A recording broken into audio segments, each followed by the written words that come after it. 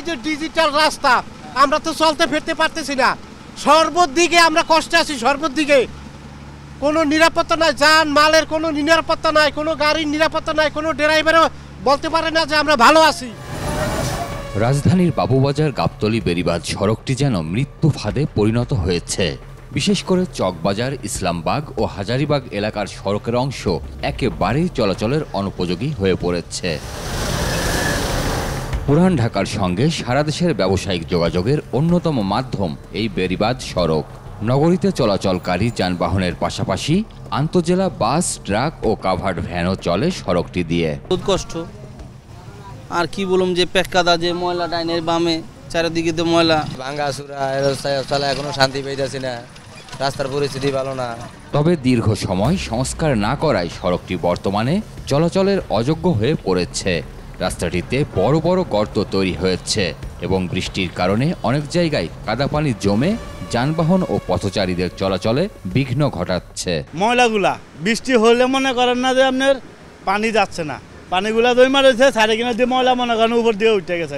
এইখানে ওখানে গাড়িগুলা দাঁড় করে রাখায় অনেক চিপা হয়ে যেতেছে, যার কারণে এক লাইন দিয়েই সব গাড়ি যাতায়াত, রাস্তা যে কোনো সম্পূলক হয়ে যায়। সড়কের কয়েকটি জায়গায় বড় বড় গর্তের সৃষ্টি হয়, যান চলাচলের অনুপযোগী হয়ে পড়েছে।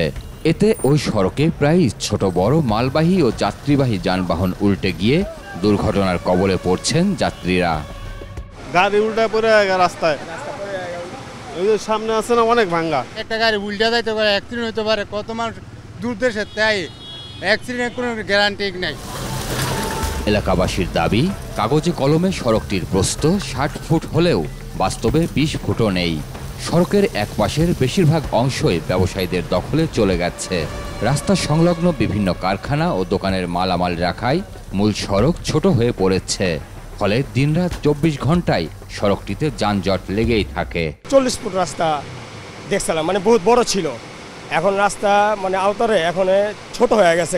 ভাঙ্গারি ব্যবসায়ীরা রোড গার্ডের দুই পাশে নিয়ে নেয়, ওই পার এই পার আটকে নেয়। আবার এই টালিওয়ালা ঠেলাগাড়িওয়ালারা রোড গার্ড মনে করেন ব্লক করে রেখে দেয়, মানে এটা দখল করে রাখে। যারা রাখে ঠিক আছে, তাকে তো জন্য সরকার অবস্থান নিক।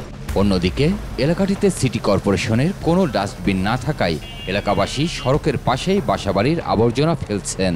এতে করে একদিকে যেমন রাস্তায় চলাচলকারীরা দুর্ভোগ পোহাচ্ছেন, তেমনি দূষিত হচ্ছে পরিবেশ। একবার ঠিক করছিল, এরপরে বিভিন্ন কারণে ময়লা টয়লা আবিজাবি ফালায় এবং সর্বক্ষণিক রাস্তাটা ভিজা থাকে, যার জন্য রাস্তাটা নষ্ট হয়েছে। সরকারি লোক তো আসে যায় দেখে, এই অবস্থা তো রাস্তা কাজ করা দরকার, রাস্তা পাকা হইলে তো ভালো হয়। এলাকার ব্যবসায়ীরা বলছেন, সিটি কর্পোরেশনের অবহেলা আর উদাসীনতার কারণেই জনগণকে এমন ভোগান্তিতে পড়তে হচ্ছে। এই রাস্তা ভেঙে যাওয়ার কারণে আমাদের এখানে লোড আনলোডের সমস্যা হচ্ছে। ২-৩ বার ঠিক করা হয়েছে, বর্ষা আসলেই সেটা ভেঙে যায়। এর আগের বার যে কাজটা যেটা হয়েছে, এটা যতখানি হোয়াইটনেসটা ছিল অতখানি পুরোপুরি রাস্তার কার্পেটিংটা হয় নাই। অকেজো হয়ে পড়া সড়কটি দ্রুত সংস্কার করে চলাচলের উপযোগী করে তোলার দাবি জানান এলাকাবাসী। রাজধানীর বাবুবাজার ব্রিজ থেকে মোহাম্মদপুরের বছিলা মোড় পর্যন্ত এই বেড়িবাঁধটি দেখে বোঝার উপায় নেই এটি যান চলাচলের জন্য নির্মিত একটি সড়ক। একদিকে দখল, অন্যদিকে নানামুখী অব্যবস্থাপনায় যান চলাচলের জন্য একেবারেই অনুপযোগী হয়ে পড়েছে এই সড়কটি। প্রিয় দর্শক, আপনাদের দুর্ভোগ দুর্দশার চিত্র তুলে ধরতে চাই ২১শে টেলিভিশন।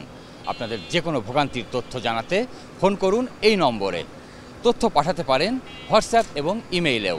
সঙ্গে থাকবো আমি সঞ্জয় অধিকারী আর ২১এর টিম। সবসময় আপনাদের পাশে আছে ২১শে টেলিভিশন।